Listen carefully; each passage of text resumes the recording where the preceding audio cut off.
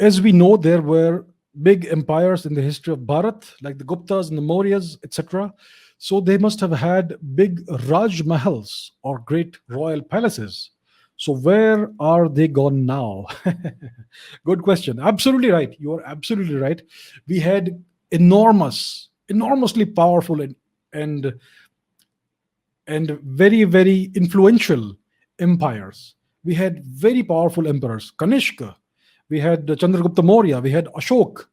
We had emperors like Mitra Sunga.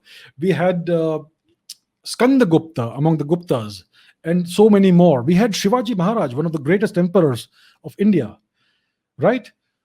And we had many other kings and queens, many of whom were very, very great. So why don't we have any great royal palaces in India?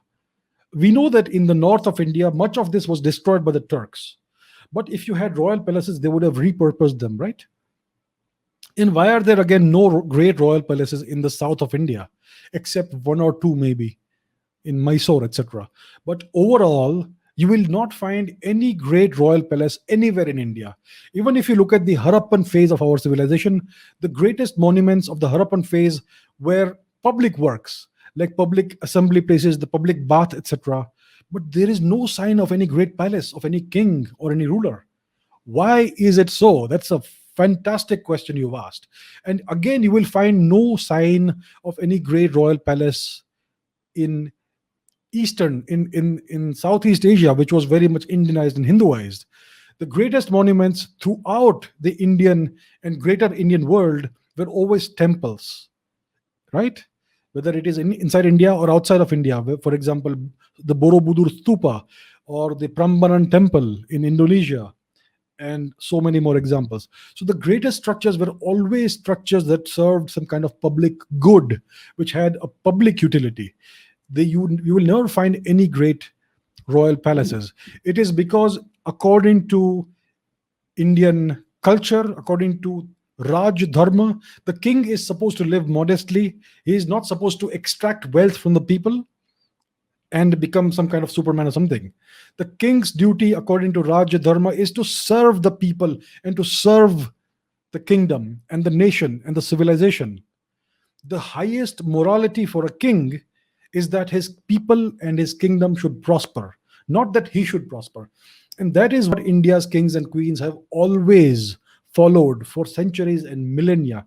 Even in the Harappan era, you will not find a single great royal palace. You will not find any architectural structure that tells you that this is a royal palace or a royal structure.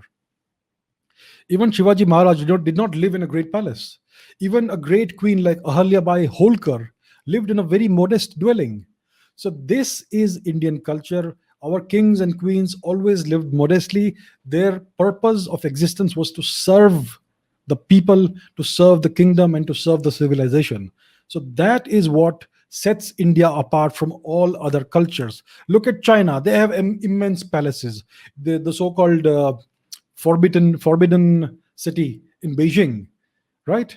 Even in Japan, you have palaces, and in Egypt, you had the pyramids and whatnot, etc. And throughout the world, you have these great palaces and castles that were the sole the sole residence of kings and queens and royalty.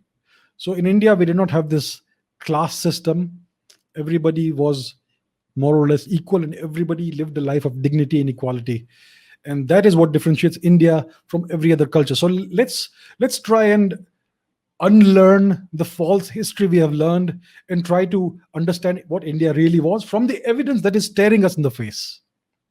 So that is the reason why there are no royal palaces in India.